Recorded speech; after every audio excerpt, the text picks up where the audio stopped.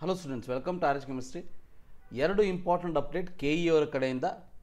ಒಂದು CETಗೆ ಸಂಬಂಧಪಟ್ಟಿದ್ದು, ಒಂದು CET ನೀಟ್ ಎಲ್ಲ ಕೋರ್ಸಸ್ಗಳಿಗೆ ಸಂಬಂಧಿರುವಂಥದ್ದು. ಸೊ ಮೊದಲನೇದಾಗಿ UGCET 2024 ಸ್ಪಾಟ್ ರ್ಯಾಂಕ್ ಲಿಂಕನ್ನು KE ವೆಬ್ಸೈಟಲ್ಲಿ ಕೊಟ್ಟಿರುವಂಥದ್ದು. ಇದು ಯಾರಿಗೆ ಅಂತ ಅಂದರೆ, ಯಾರ್ಯಾರಿಗೆ ಆಲ್ರೆಡಿ ರ್ಯಾಂಕ್ ಸಿಕ್ಕಿದೆ ಅವರು ಇದನ್ನು ನೋಡುವಂಥ ಅವಶ್ಯಕತೆ ಇಲ್ಲ. ನೀವು ನೋಡಿದರೂ ಕೂಡ ಸೇಮ್ ರ್ಯಾಂಕೇ ಬರ್ಬೋದು, ಗೊತ್ತಿಲ್ಲ ನನಗೆ, ಬಟ್ ನೋಡುವಂಥ ಅವಶ್ಯಕತೆ ಇಲ್ಲ. ಆದರೆ ಯಾರ್ಯಾರಿಗೆ ರ್ಯಾಂಕ್ ವಿತ್ಹೆಲ್ಡ್ ಆಗಿಬಿಟ್ಟು ಈ ಕೆಳಗೆ ತೋರಿಸಿರುವಂಥ ಲಿಂಕನ್ನು, ಅಂದರೆ ಮಾರ್ಕ್ಸ್ ಎಂಟ್ರಿ ಲಿಂಕನ್ನು ಯೂಸ್ ಮಾಡಿಕೊಂಡು ಕಳೆದ 2-3 ದಿನದಲ್ಲಿ ಯಾರ್ಯಾರು ಮಾರ್ಕ್ಸ್ ಎಂಟ್ರಿಯನ್ನು ಮಾಡಿದ್ದಾರೆ ಅವರಿಗೆ ಸ್ಪಾಟ್ ರ್ಯಾಂಕನ್ನು ನೀಡಿರುವಂಥದ್ದು. ಸೊ ಅದಕ್ಕೆ ನೀವೇನು ಮಾಡಬೇಕು ಅಂತ ಅಂದರೆ, ಯಾರ್ಯಾರಿಗೆ ರಿಸಲ್ಟ್ ವಿತ್ಹೆಲ್ಡ್ ಆಗಿತ್ತು ಅವರು ಮಾರ್ಕ್ಸ್ ಎಂಟ್ರಿಯನ್ನು ನಿನ್ನೆ ಇವತ್ತು ಮಾಡಿದ್ದಾರೆ.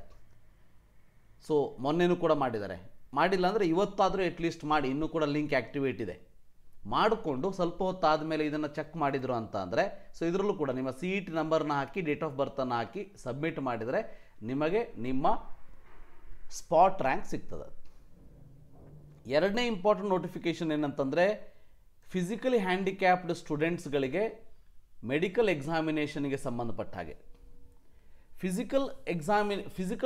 ಫಿಸಿಕಲಿ ಡಿಸೇಬಲ್ಡ್ ಅಥವಾ ಫಿಸಿಕಲಿ ಹ್ಯಾಂಡಿಕ್ಯಾಪ್ಡ್ ಸ್ಟೂಡೆಂಟ್ಸ್ಗಳಿಗೆ ಮೆಡಿಕಲ್ ಟೆಸ್ಟನ್ನು 10 ಮತ್ತು 11, 12ನೇ ತಾರೀಕಿಗೆ KEಯಲ್ಲಿ ನಡೆಸಲಾಗ್ತದೆ. 10, 11 ಮತ್ತು 12ನೇ ತಾರೀಕು ಜೂನ್. ಸೊ ಇದು engineering, yoga and naturopathy, so ಅಥವಾ ವೈದ್ಯಕೀಯ ಇರ್ಬೋದು, ಪಶು ವೈದ್ಯಕೀಯ ಇರ್ಬೋದು, ಸೊ ಎಲ್ಲ ಕೋರ್ಸಸ್ ಯಾವುದಾದ್ರೂ ಇರಲಿ, ಅದು pharma D, B pharma, BSc agriculture, so BPT, BPO, BSc allied health science, ಯಾವುದೇ ಕೋರ್ಸ್ ಇರ್ಬೋದು, MBBS, BDS, ಯಾವುದೇ ಕೋರ್ಸ್ ಇರ್ಬೋದು.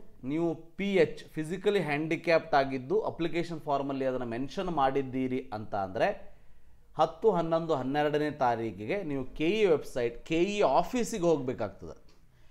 ಬೆಂಗಳೂರಿನ ಮಲ್ಲೇಶ್ವರಮಲ್ಲಿ ಇರುವಂಥ KE ಆಫೀಸಿಗೆ ಖುದ್ದಾಗಿ ಹೋಗಬೇಕಾಗ್ತದೆ. ಸೊ ಅಲ್ಲಿ ಹೋಗಬೇಕಾದ್ರೆ ಏನೇನು ತೊಗೊಂಡು ಹೋಗಬೇಕು ಅಂತ ಅಂದರೆ, UGCET ನಿಮ್ಮ ಫೈನಲ್ ಅಪ್ಲಿಕೇಶನ್ ಫಾರ್ಮನ್ನು ತೆಗೆದುಕೊಂಡು ಹೋಗಿ, UGCET ಅಡ್ಮಿಷನ್ ಕಾರ್ಡನ್ನು ತೆಗೆದುಕೊಂಡು ಹೋಗಿ, ಮತ್ತು ನಿಮಗೆ ಕೊಟ್ಟಿರುವಂಥ UDID ಕಾರ್ಡನ್ನು ತೆಗೆದುಕೊಂಡು ಹೋಗಬೇಕು. UDID ಕಾರ್ಡನ್ನು ತೆಗೆದುಕೊಂಡು ಹೋಗಬೇಕು. 4ನೇದಾಗಿ ಯಾವುದಾದ್ರೂ ಒಂದು ನಿಮ್ಮ ಫೋಟೋ ID ಕಾರ್ಡನ್ನು ತೆಗೆದುಕೊಂಡು ಹೋಗಿ, ಆಧಾರ್ ಕಾರ್ಡ್ ಇರ್ಬೋದು, ಪ್ಯಾನ್ ಕಾರ್ಡ್ ಇರ್ಬೋದು. ಸೊ ಅದರ ಜೊತೆಗೆ 5ನೇದಾಗಿ ಕರ್ನಾಟಕದ ಯಾವುದೇ ಸರ್ಕಾರಿ ಆಸ್ಪತ್ರೆಯಲ್ಲಿ ಸೇವೆ ಸಲ್ಲಿಸ್ತಾ ಇರುವಂತಹ ಡಾಕ್ಟರ್ಸ್ಗಳು ನೀಡಿರುವಂತಹ ಈ ಒಂದು ಫಿಸಿಕಲಿ ಹ್ಯಾಂಡಿಕ್ಯಾಪ್ಟ್ ಅನ್ನೋ ಒಂದು ಪ್ರಮಾಣ ಪತ್ರ ಏನಿರ್ತದೆ ಅದನ್ನು ತೆಗೆದುಕೊಂಡು ಹೋಗಬೇಕು. ಸೊ ಅದನ್ನೇನಾದ್ರು ಮಾಡಿಸಿಲ್ಲ ಅಂತಂದರೆ ಹೀಗೆ ಮಾಡಿಸ್ಕೊಳ್ಳಿ. ನೀವು ನಿಮ್ಮ ಹತ್ತಿರದ ಸರ್ಕಾರಿ ಗೌರ್ಮೆಂಟ್ ಹಾಸ್ಪಿಟ್ಲಿಗೆ ಹೋಗಿಬಿಟ್ಟು ಅಲ್ಲಿಯ ಡಾಕ್ಟರ್ ಹತ್ರ ನೀವು ಈ ರೀತಿ ಇದೆ, ಫಿಸಿಕಲಿ ಹ್ಯಾಂಡಿಕ್ಯಾಪ್ಟ್ ಸಂಬಂಧಪಟ್ಟ ಹಾಗೆ ನನಗೆ ಒಂದು ಸರ್ಟಿಫಿಕೇಟ್ ಕೊಡಬೇಕು ಅಂದರೆ ನಿಮ್ಮನ್ನು ತಪಾಸಣೆ ಮಾಡಿಬಿಟ್ಟು ಅವರು ಕೊಡ್ತಾರೆ. ಸೊ ಅದನ್ನು ತೆಗೆದುಕೊಂಡು ಹೋಗಿ. ಇನ್ನು ನಿಮಗೇನಾದರೂ ಕಿವುಡುತನ ಸಮಸ್ಯೆಯಿಂದ ಬಳತಾ ಇದ್ದರೆ, ಸೊ ಕಡ್ಡಾಯವಾಗಿ ಅಖಿಲ ಭಾರತ ವಾಕ್ ಮತ್ತು ಶ್ರವಣ ಸಂಸ್ಥೆ ಮೈಸೂರು ನಿಮ್ಯಾನ್ಸಲ್ಲಿದೆ ಅಥವಾ ಬೆಂಗಳೂರು ಮಣಿಪಾಲ್ ಆಸ್ಪತ್ರೆಯಲ್ಲಿದೆ. ಸೊ ಸರ್ಕಾರಿ ವಾಕ್ ಮತ್ತು ಶ್ರವಣ ಸಂಸ್ಥೆ ಲಿಂಗರಾಜಪುರಂ ಬೆಂಗಳೂರಲ್ಲಿದೆ.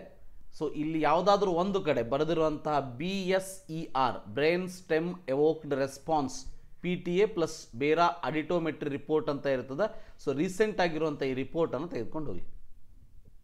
ಸೊ ಇದಿಷ್ಟು ಮೆಡಿಕಲ್ ಟೆಸ್ಟ್ಗೆ ಸಂಬಂಧಪಟ್ಟ ಹಾಗೆ ನೀವು ಯಾವ್ಯಾವ ಡಾಕ್ಯುಮೆಂಟ್ಸನ್ನು ತೆಗೆದುಕೊಂಡು ಹೋಗಬೇಕು ಅಂತ ಹೇಳಿದ್ದೀನಿ. ಇವೆಲ್ಲವನ್ನು ತೆಗೆದುಕೊಂಡು ನಿಮಗೆ ಡೇಟ್ಸ್ ಕೊಟ್ಟಿದ್ದಾರೆ ನೋಡಿ, ಕೆಳಗಡೆ ನೀವು ಬಂದ್ರಿ ಅಂದರೆ ಇದರಲ್ಲಿ ಡೇಟ್ಸ್ ಕೊಟ್ಟಿದ್ದಾರೆ.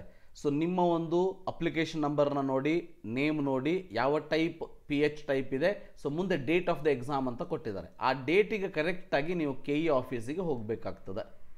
ಸೊ ಇದರಲ್ಲಿ PH ಅಂತ ಮೆನ್ಷನ್ ಮಾಡಿದವರ ಸಂಖ್ಯೆ ನೀವು ನೋಡ್ಬೋದು, 783 ಇದೆ.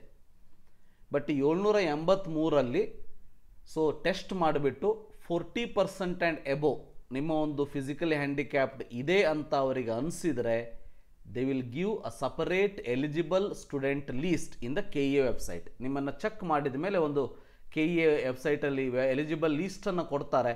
ಆ ಎಲಿಜಿಬಲ್ ಲೀಸ್ಟನ್ನು ನೀವು ನೋಡ್ಕೊಳ್ಬೋದು.